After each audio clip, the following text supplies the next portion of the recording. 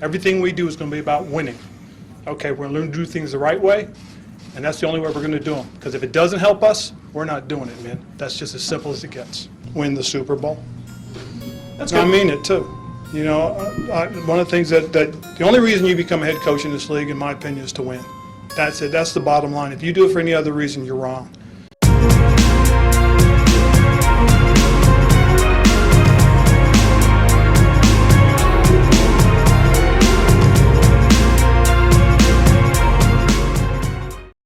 So I want to start out by reading some little blurbs and factoids from the Shrine Games websites to give an idea to anybody who doesn't know what the Shrine Bowl is or why they should care, of what it is and just how important it is. The East-West Shrine Bowl is the longest running collegiate all-star football game in the nation.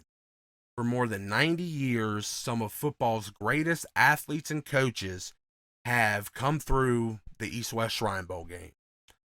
Players like Gale Sayers, Tom Brady, John Elway, Alan Page, Dick Butkus, Brett Favre, Gino Marchetti, and Walter Payton, along with coaches like Don Shula, Dick Vermeil, Bear Bryant, and Jerry Glanville, just to name a few, have all come through the East-West Shrine Bowl.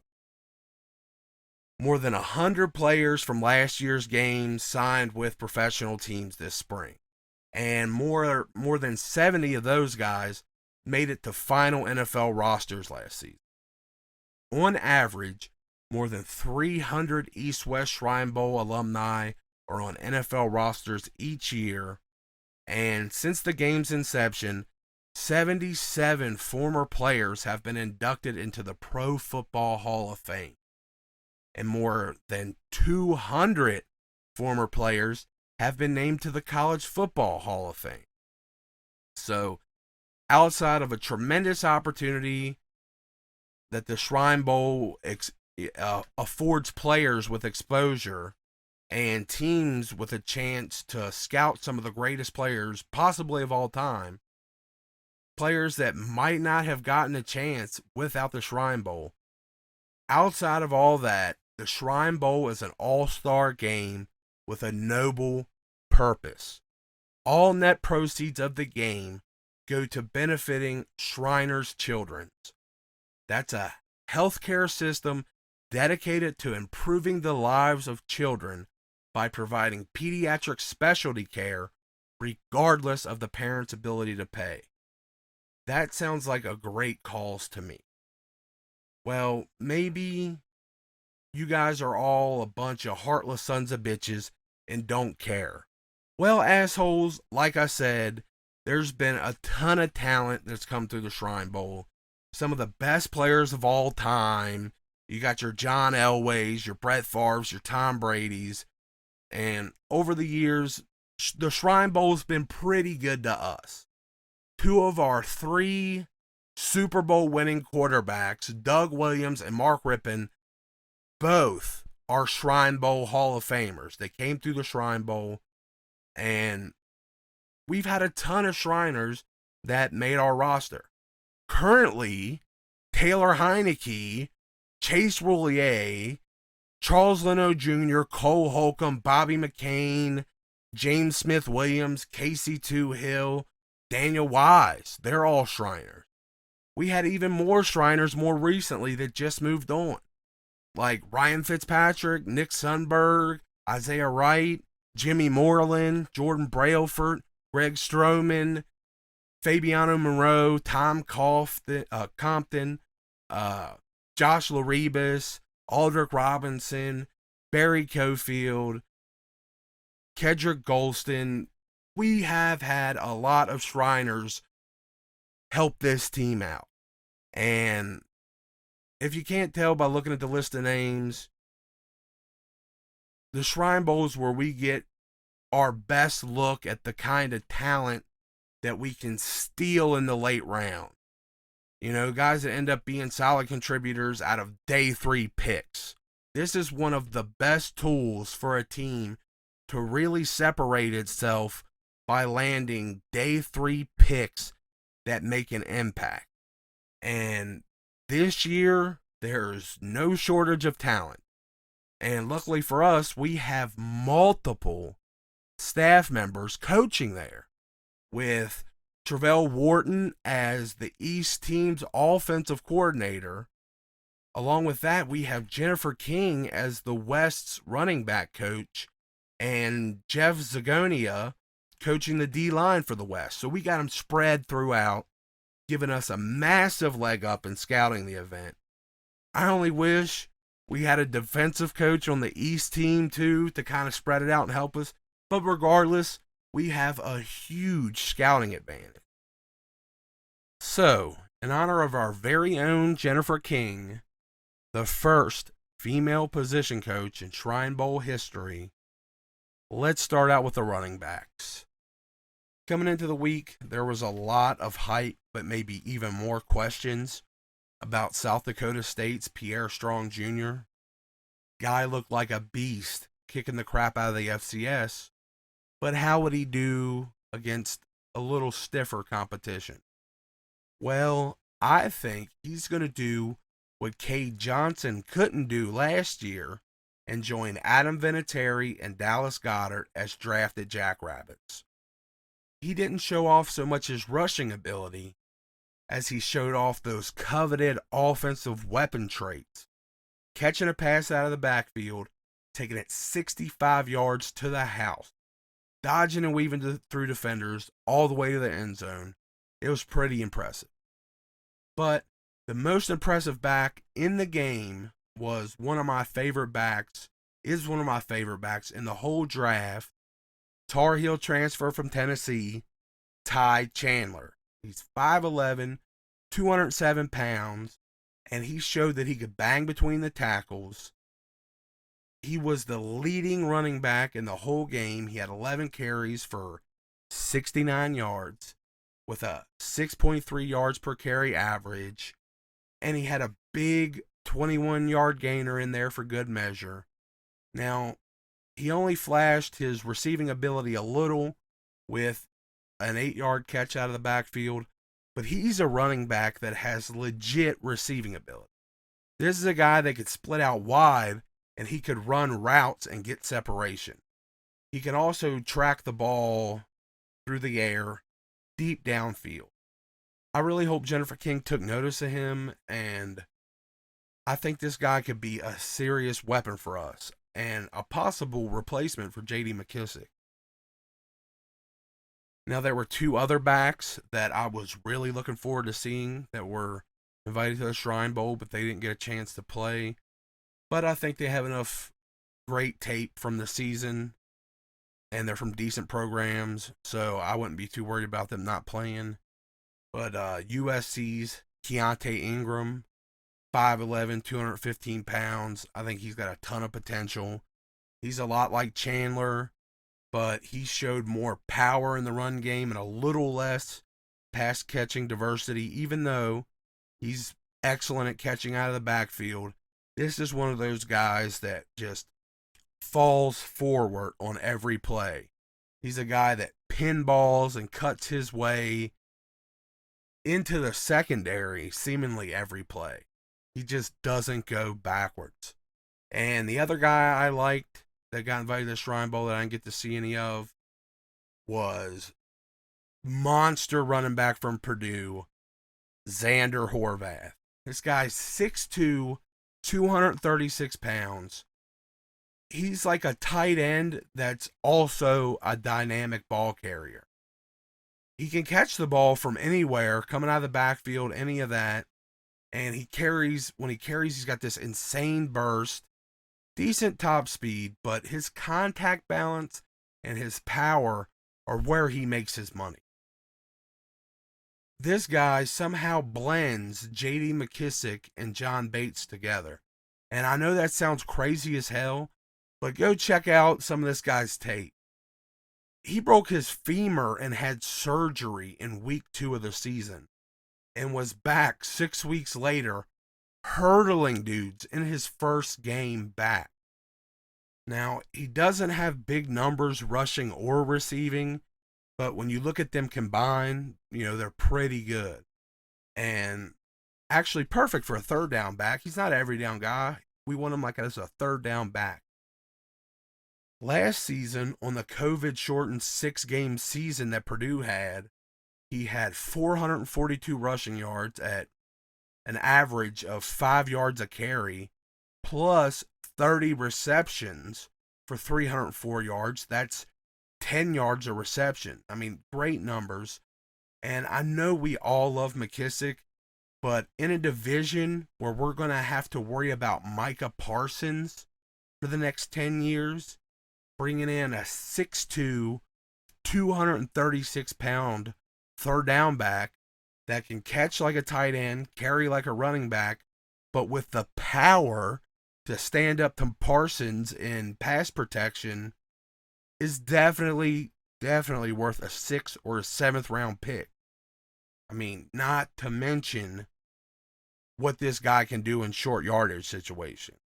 So this guy is a Shriner that definitely could find his way to the team. Next up, we got the wide receivers, and for a group that didn't look all that impressive on paper, I was pleasantly surprised, depending on what quarterback was in. Going into the game, Emeka Mezi from NC State, the 6'2", 212-pound, big-bodied receiver, was actually the only guy I really knew going into the game, with Javion Hiley and Ty Freifogel not playing, and Charleston Rambo just not being that impressive. Really didn't know anybody else, but Mezi would be like us taking a do-over on Kelvin Harmon, bringing in a big contested catcher from the Wolfpack, so he's got potential. He caught a nice 14-yard slant in the game, so I mean, he showed he can step up with some good other players. But the guy that really showed some promise, guy that really wowed me, Tanner Connor from Idaho State. This dude's 6'2", 230 pounds, big bodied wide receiver. Honestly, coming in, I guess I'd read this guy's name because he was number 12 on Bruce Feldman's Freaks list, but I really didn't know who he was. And hey man, that's what the Shrine Bowl's for, showing off these diamonds in the rough. This is a big, powerful guy that's an athlete too. He was state champion 300-meter hurdler for the Vandals. Dude's got a 40-inch vert to go along with his height. This dude could be a nasty contested catcher. And with all of his athleticism, he has potential after the catch too. This guy was like a missile on special teams. He demolished the returner before he even knew what hit him in one of the returns. And he also had a clutch 19-yard snag in the fourth quarter while they were trying to mount a comeback. Now, we need size at wide receiver, and this guy is a late round target that could have some big time potential. You know, he's a guy that's going to need a little bit of time to develop, but he's got everything we're looking for on paper. We just need to get that out of him. And with all that size and athleticism, this could be a huge steal late in the day 3. Josh Johnson from Tulsa is another guy that I didn't know existed until the Shrine Bowl, but this guy impressed me too. In his senior season, he had 1,114 yards. He averaged 13.4 yards a carry. And in the Shrine Bowl, he had 4 huge catches for 98 yards. Now, I had no idea who he was coming in, but now I know that this dude's pretty freaking good and pretty clutch. But lastly, there's also Samari Torre and Tay Martin. You know, they were 2 guys that had pretty clutch receptions. Torre ended up with 2 nifty touchdowns, and Martin ended up with 47 yards. I doubt either of these guys are drafted, but these guys could be nice additions as priority free agents. And let's move along to the tight ends. I was a huge fan of one tight end coming into the week, and he absolutely killed it. Jelani Woods, almost 6'7", 260-pound mountain of a tight end, flashed for the Virginia Cavaliers this year and just kept on flashing in Vegas all the way up to the game where he kept on flashing and had 3 catches for 30 yards and a touchdown. He's out of that Logan Thomas, huge athletic quarterback turned monster tight end. He's either burning linebackers or bullying DBs. I would love to add this guy to the team. He also had a big time one-handed snag recovering an attempted onside kick that dashed the other team's hopes of a comeback.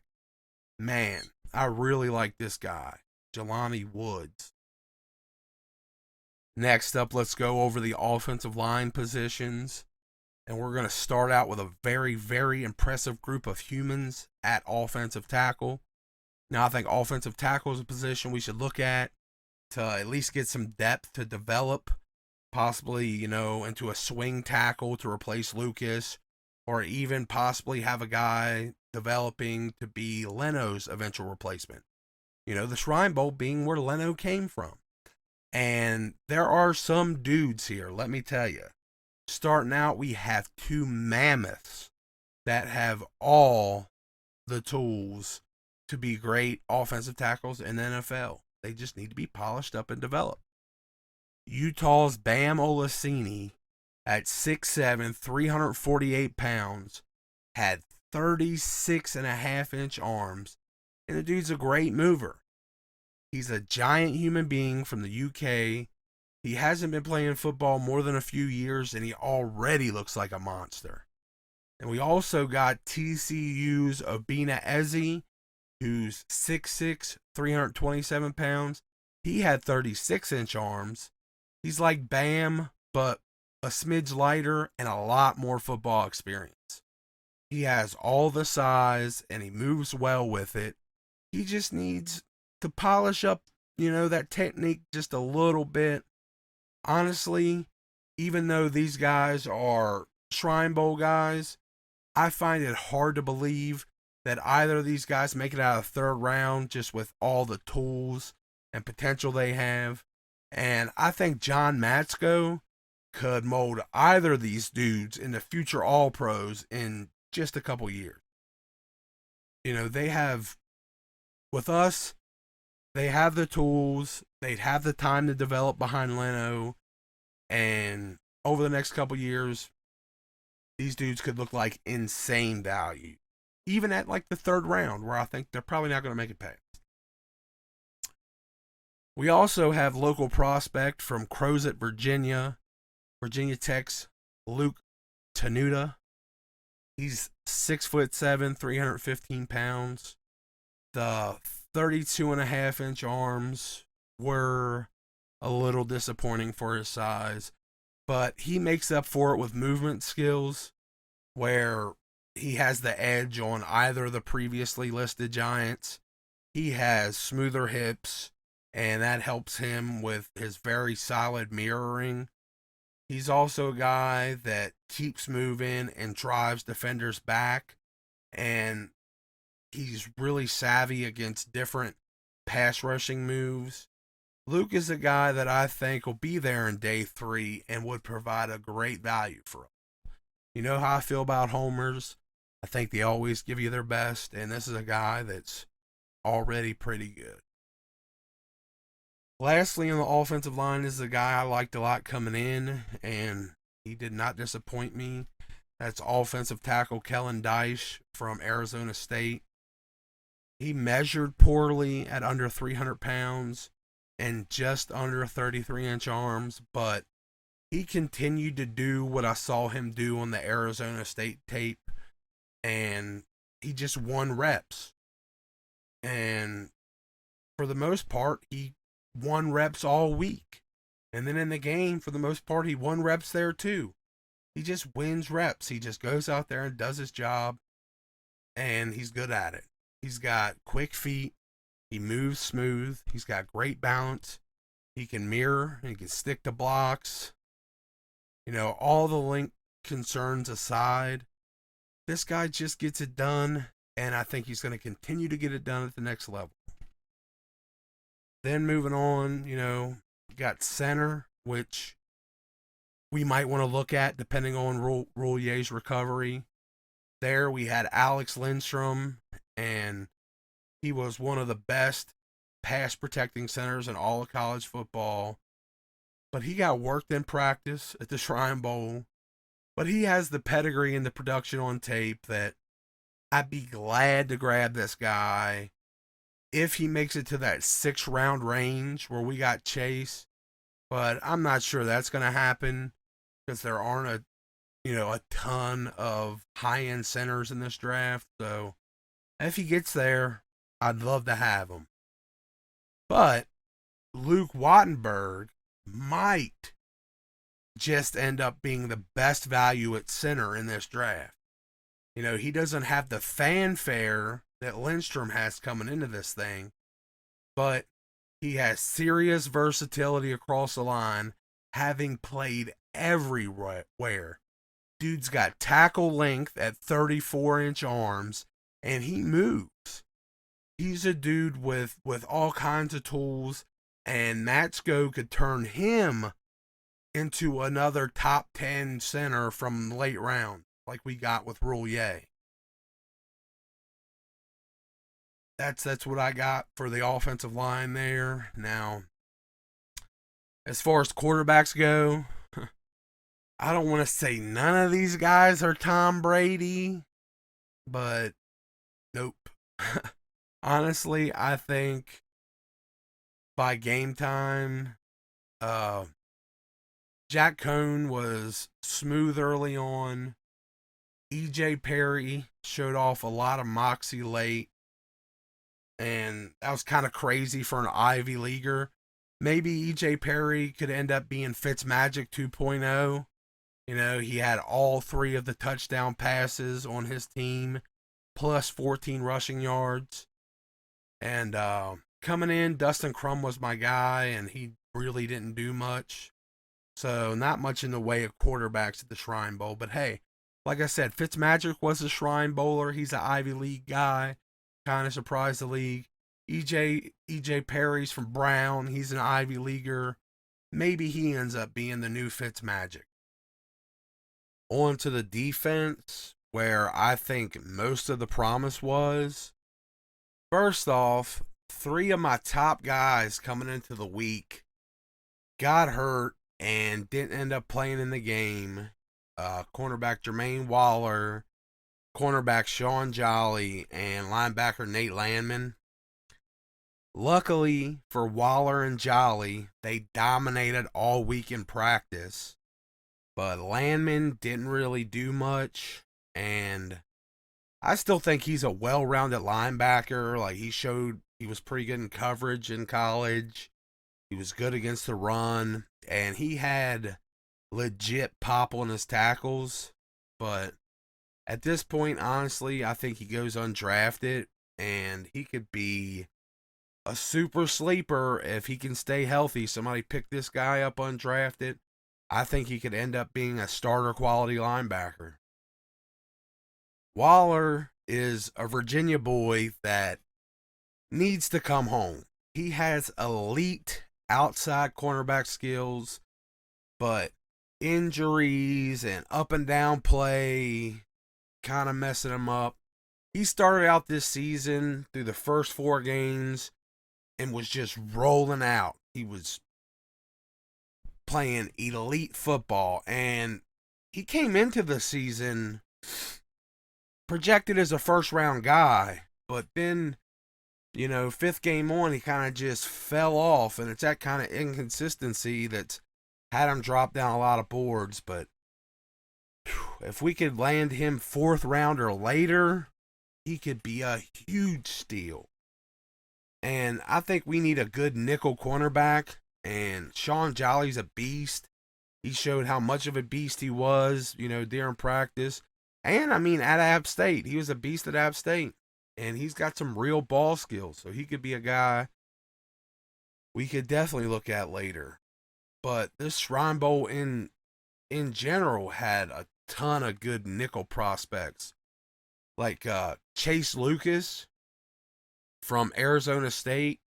It's probably my favorite overall. Like, I've been watching a lot of Arizona State games, and this guy holds it down. He's already playing in the slot, and he's sticky in coverage, and he also makes plays downhill in the run game. He just does it good from the slot. He's just already doing it there, and he looks like he could do it at the next level. Outside of them, Jacoby Durant, Russ Yeast, Jasir Taylor, and Quinterio Cole all showed the speed and fluidity that I think they could develop into great nickel cornerbacks too. DeMarcus Fields is a guy I've been a fan of since like 2019. Like, I like that whole Texas Tech secondary with him and Adrian Fry. And I was really excited about Marquise Waters going there, but then he ended up tearing a pec.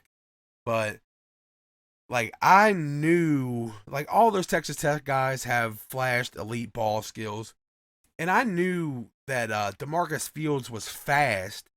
I just didn't realize he was fastest player at the Shrine Bowl, though. Like, but he got up to 21.77 miles an hour, and man, along with that, he's got good enough size and good length and great coverage skills.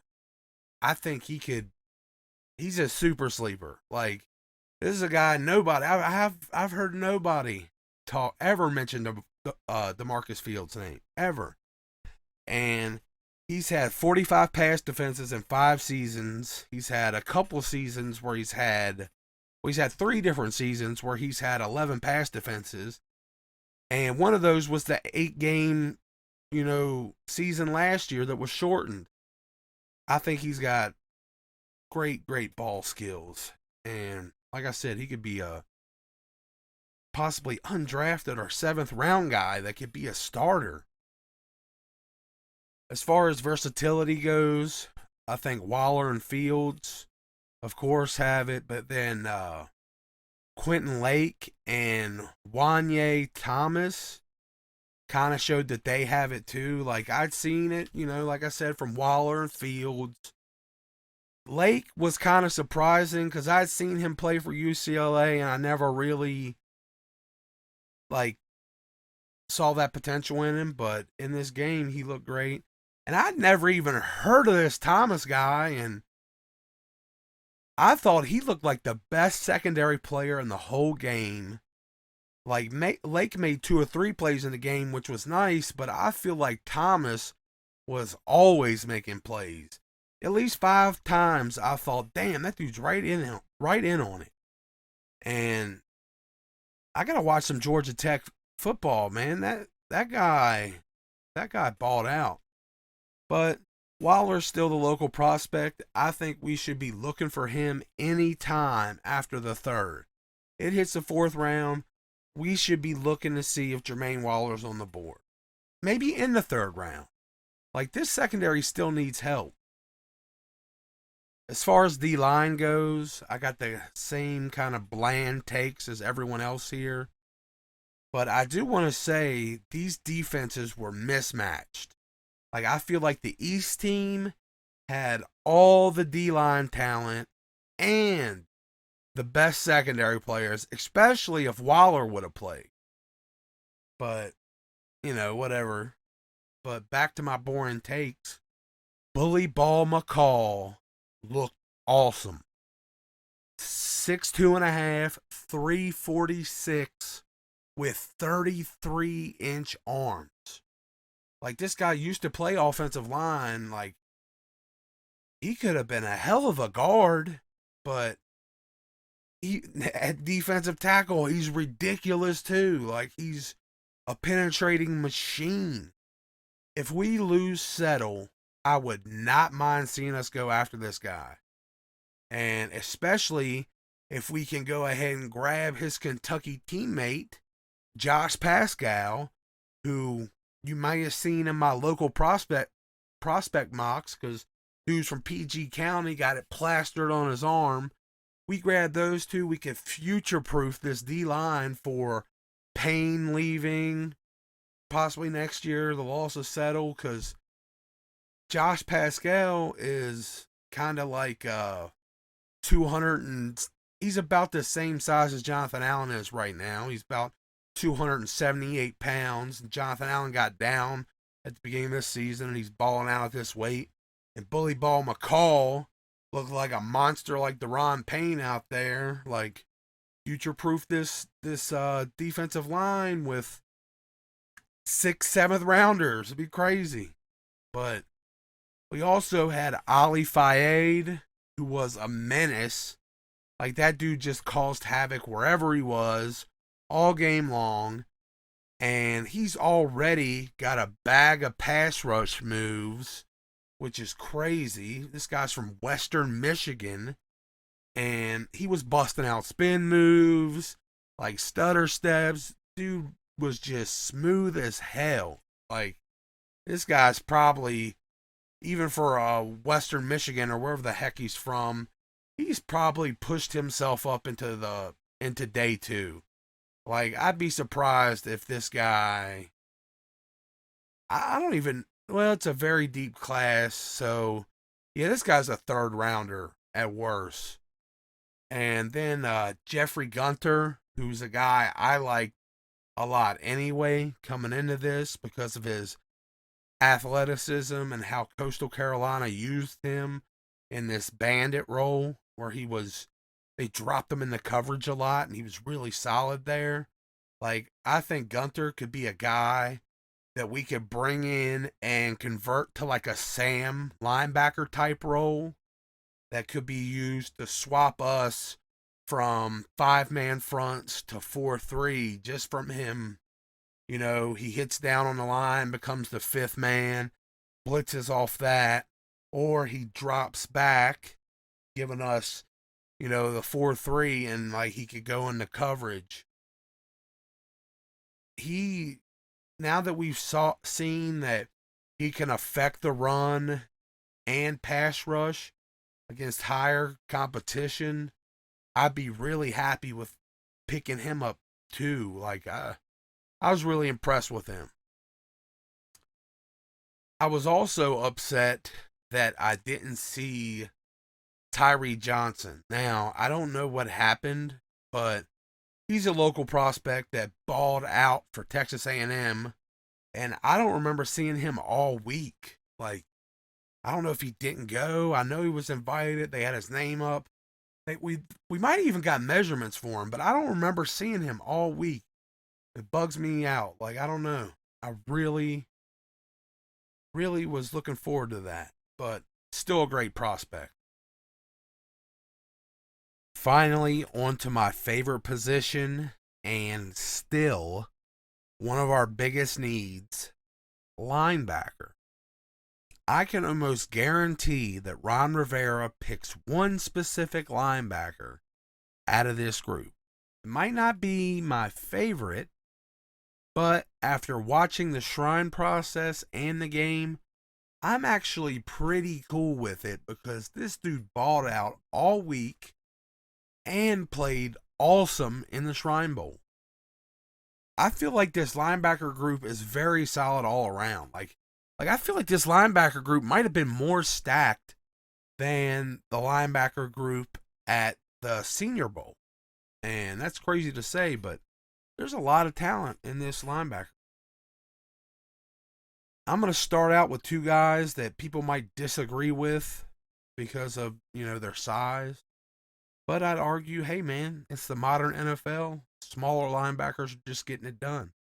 And honestly, for all of the linebackers that were supposed to be the next London Fletcher over the years, these guys are kind of like him. The first one's not quite the same type, but man, he's similarly as dependable like Fletcher was. And I've mentioned him before, late in my local mocks. Mentioned him a few other times. That's Mechanicsville, Virginia's own 6'1", 230-pound Penn State linebacker, Ellis Brooks. He's a tackling machine. He has great instincts. I've talked about him a few times before. He's just a very solid linebacker who I think, for late round talent,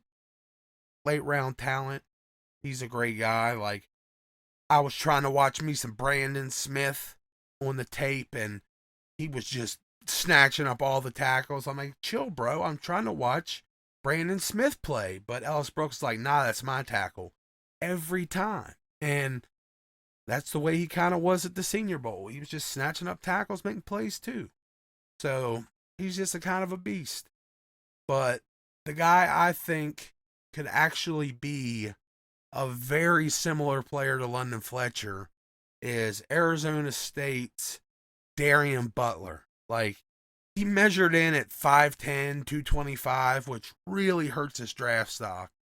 But not only is he similar in stature to London Fletcher, but the dude's all over the place for his team, man. He is just getting it done everywhere. He had 16 tackles for a loss, which is second in the Pac-12. And then he had 28 defensive stops, which is fifth in all of college football. He had the highest coverage grade out of any linebacker in the Pac-12. And there are some pretty good linebackers in the Pac-12. You got like Noah Sewell. You got Devin Lloyd, who's probably the highest ranked linebacker in this draft. And if you watch Butler play in coverage, the way he lurks and drives for interceptions and pass breakups, it looks so much like London Fletcher. It's crazy. Like, if you watch both of them play in coverage back to back, it's like the same thing. And his instincts coming downhill and shooting into the right gaps is just, this dude, he's a great player. He played great, and he just stacks up tackles just like Fletcher. And he's got that same high motor, like as high a motor as they come. This dude's going to be an absolute steal late in the draft for somebody. And honestly, this class has me super sad that we don't have like 5 extra picks just for linebacker. Like, we could take one at the end of every round. I'm sure I could pick a guy. And as great as this all might sound, he's not the guy I'm certain Ron's going to draft. We got a couple more linebackers to talk about here. Of course, we got Nate Landman that I already talked about, who's just a smooth jack of all trades that I think's, vastly underrated. But his teammate looked like a force to be reckoned at the Shrine Bowl. Like, he kind of moved to like off-ball linebacker, and he's got great size. He's got great burst. He's got Carson Wells, by the way. I haven't even mentioned his name yet, but Carson Wells, Nate Landman's teammate, just looks like a beast. This guy looked like a discount Leo Chenal, especially playing next to Chenal's teammate Jack Sanborn in the Shrine Bowl. And there's no shame in that. Like, I think Chenal is kind of a discount Micah Parsons himself in the way he penetrates from the linebacker level.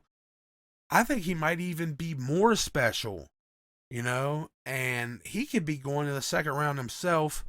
And I would love, love, love to end up with Chenal and a good coverage linebacker like Muma or Brandon Smith, who, even though they're both kind of second rounders, actually, Smith's kind of fallen a little bit in projection. So, hey, maybe we could. If Ron was crazy, not crazy, but if he's crazy like me and went linebacker in the second and third, we could end up with something like that. But here at the Shrine Bowl is a guy that's going to terrorize in the run and even be competent in coverage. Like, I think he's pretty good in coverage too. And maybe he could develop into a 4-down linebacker. I think he's got the athleticism for it. And he stuck to some tight ends in coverage really well. Wells did, and hey man, he looked really good. Carson Wells looked really good at the Shrine Bowl. Speaking of Chanel's teammate, Jack Sanborn, he looked pretty good too. Like, I think he ends up being a late pick in the draft, but he's a super reliable depth piece. And hey, he's way better than even a prime David Mayo, in my opinion. I think if we hit around the 6th round and we haven't got a linebacker yet, then and he's sitting there, then things aren't completely hopeless. Like, he's a guy that could definitely hold things down and keep everyone in the right place from the mic and let Jamin and Cole, use their quicks. Another guy out there surprised the hell out of me was Trey Walker from Idaho State. Much like his his wide receiver teammate Tanner Connor that I talked about earlier, I had never heard of these guys. And Walker balled out and definitely put out some really good tape. Seemed like he was always around the ball. He made a few tackles, for short or no game. Yeah, that Trey Walker guy came out of nowhere. Never even heard of that guy, and he was just making some stops. Then Balin Spector from Clemson was a guy that stepped up for Clemson when Mike Jones left for LSU, and he straight up ran shit this year. Not considered a top guy by anyone, but dude, he reminds me a lot of Tanner Muse that played safety for Clemson, but was converted into a linebacker by the Raiders. I was a big fan of that guy before the draft, and he's just a straight up playmaker. Solid in coverage, reads the quarterback well. He's a good blitzer. He's the type of linebacker that if we got him, he could fill Landon Collins' role, like the role we had him playing perfectly for super cheap. So it's a guy I'd definitely be interested in. And last, but certainly not least, the man of the hour, the draft pick I can almost guarantee Ron makes. We love our Shriners in Washington. Ron has a history of loving Shriners. This is a Ron Rivera guy. Not only is he from a military family where his dad was an army man, but he's from a military school himself. Everything in my heart tells me he is going to be Ron's guy, especially after his defensive MVP performance at the Shrine Bowl.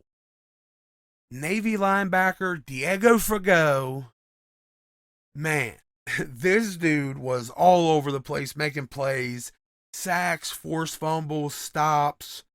He's 6'2", 240 pounds, old school, rocks the neck roll, big, strong, smart, fast.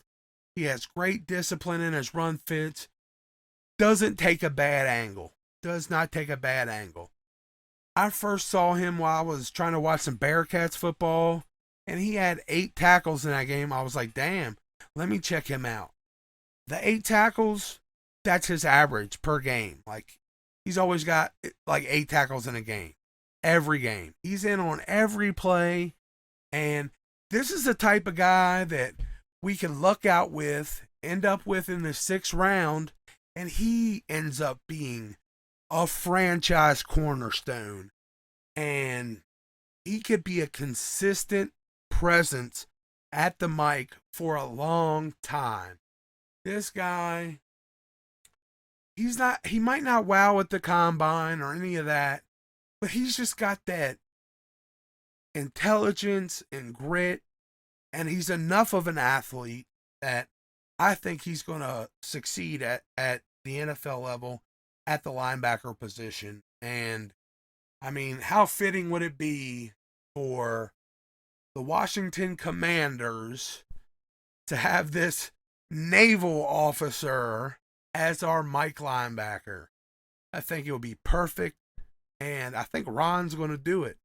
I think Ron's going to fall in love with this guy. His position, fucking military guy, I just see it. It's too perfect. And not to be weird, I think he's Hispanic too, just like Ron. Not for sure on that, but it's just too many perfect things here. And I would be pumped if we got this guy. Like I said, he's ranked way down there, as far as the linebackers go, but he's got so much potential. He's got way more potential than his rankings showing. And I'd be really happy with that. And Ron's going to fall in love with this guy. This is going to be his draft crush, We just got to hope that Ron doesn't overdraft this guy. Like he doesn't reach for him in like the third or something. But yeah, there's my Shrine Bowl coverage. The players I think, can help us out. Brad Hawkins, I didn't see much of him outside of practice. He's a guy, I think, he's a safety, but I think he has a lot of potential as possibly a linebacker. Also, Reed Blankenship I thought he had some potential, but he kind of looked kind of slow. Didn't see anything out of Bubba Bolden. I don't even know what happened with him, any of that. But yeah, there's my they're my Shrine Bowl guys, the guys that I think can help this team out. And let me know what you guys think down below. Hit that like, subscribe, go Commanders. Come back to the Washington Command Center here with me, and I'll shoot it to you straight. But if y'all stayed this long, I love y'all. Peace.